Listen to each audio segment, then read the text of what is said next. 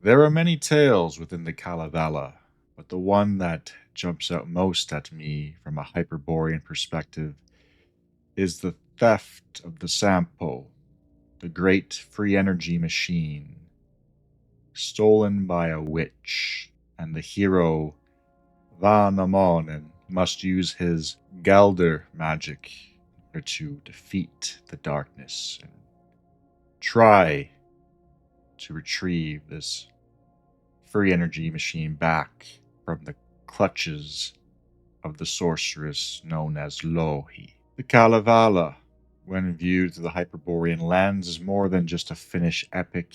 It is a symbolic memory of our hidden past.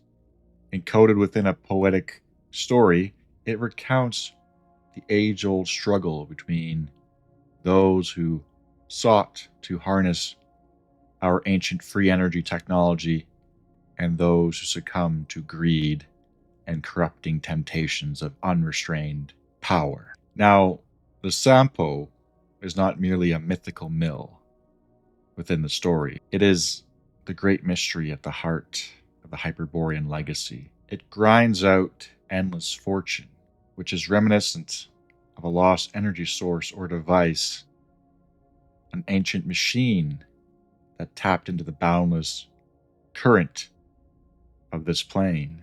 This free energy machine of a forgotten age represents the technological mastery of the old Hyperborean civilization, drawing on energy from an unknown source, perhaps something like 0 point energy, once understood and utilized before the fall. The sampo was forged by Vainamoinen, the great smith. It was not simply a thing, it was a manifestation of the relationship between mankind and the energies of this plane. Ilmarinen, forging of the Sampo, symbolizes the ability for the Hyperborean root race to shape raw forces of nature into something useful, calling back to lost arts of magic or technological alchemy, ancient forms of energy manipulation. Now, this free energy mill machine was stolen by a witch named Lohi. Now, Lohi is the mistress of Pohjola, a forgotten land of darkness and sorcery. Pohjola, in this framework, represents the corruption of the North, a perverted reflection of Hyperborea. Once a great land has now been twisted and turned chaotic, where entropy and decay hold dominion. It's a vampiric figure, one who does not create, but seeks only to steal, hoard, and corrupt the divine energies of the Sampo. Her magic is a perversion of the true knowledge of the North, a type of fallen wisdom of a bygone age that has been twisted into a force of destruction rather than that of generation. Lohi hoards power rather than cultivates it. She represents a negative aspect of the sorceress, the temptation to use great power for control rather than for healing and aiding her own kin. She is almost a proto-Lilith, a proto-Ishtar, the primordial Dark Mother, who presides over a land of death, stagnation, and perpetual winter. The opposite of the thriving Hyperborean homeland of the Eternal Sun, which once flourished under the light of the true sacred order. If Vainamoinen is the wise architect of the magical tradition, then Lohi is the great hoarder, the one who seeks to consume the flame of knowledge and keep it from empowering the folkdom. Now, Vainamoinen is a Hyperborean Galdr wizard and keeper of the lost flame. He's not simply a hero, but is a survivor of a greater age. figure who remembers the time before the fall, when knowledge was pure and energy was harnessed wisely. He is a Galdr wizard, a master of incantation. His songs are not just poetry, they are the harmonic codes that control reality. His chanting and singing are an ancient technology, one that aligns with the deep currents of this world. Much like mantras or resonance-based energy manipulation, he uses Galdr to defeat his enemies.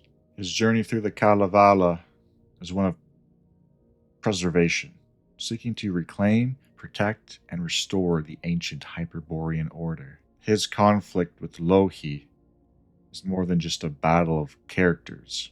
It is part of this eternal conflict that we have been examining. Vainamoinen, in many ways, is the last of the Hyperborean root race, attempting to recover the lost power of the free energy sampo before it is forever shattered.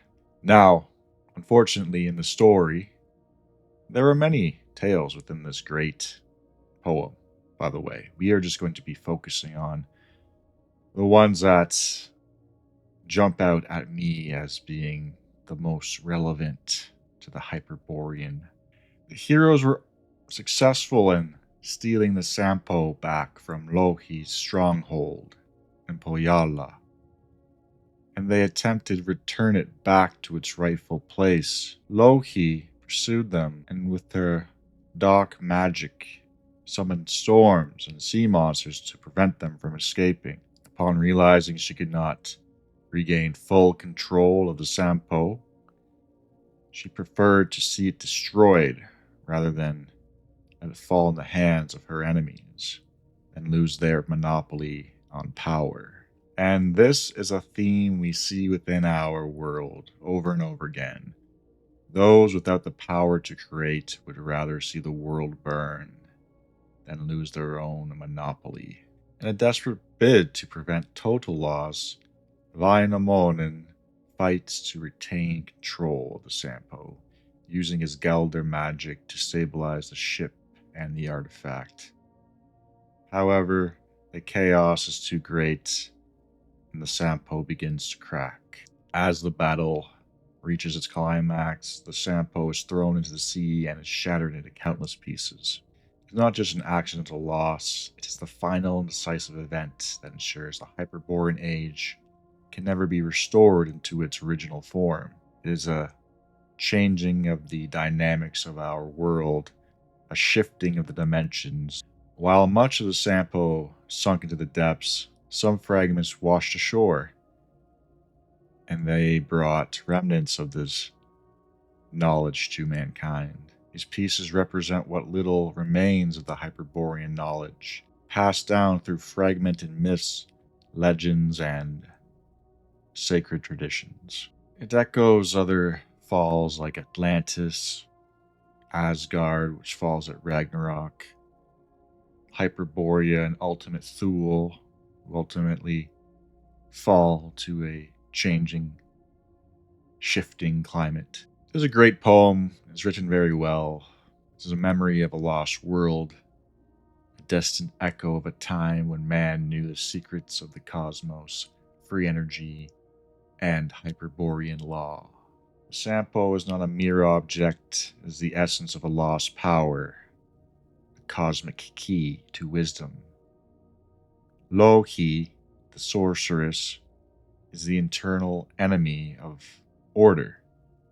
She is the corrupter and the devourer of light. Vainamoinen is the last torchbearer, the Hyperborean guardian of sacred wisdom, the last man standing at the twilight of an age. This tale is a warning and a prophecy that those who forget the past will lose its power, and those who abandon wisdom will fall into the hands of the Lohis of this world. Yet the promise remains. The wisdom of Vainamoinen will endure, and the flame may yet be rekindled. Now, since we're on the topic of Finland, It's clear to me that despite them not speaking an Indo-European language, they are clearly Giga Hyperboreans, probably one of the most, if not the most, Hyperborean people of all time. And to me, this proves that the Hyperborean origin predates even the Indo-European language. For instance, their god Ukko is clearly a Skyfather god. He is the god of lightning. He has a axe hammer similar to Thor, and has all the characteristics of the Indo-European sky god, like Indra, Jupiter, Perun, etc.